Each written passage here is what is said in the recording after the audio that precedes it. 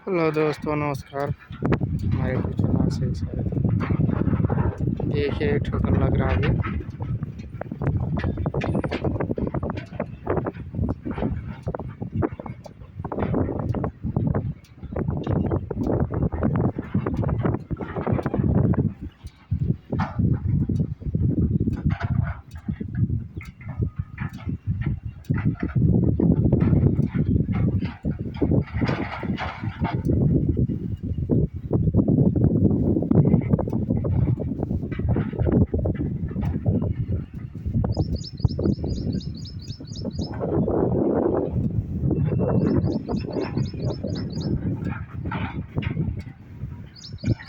आगे में जो नदी है,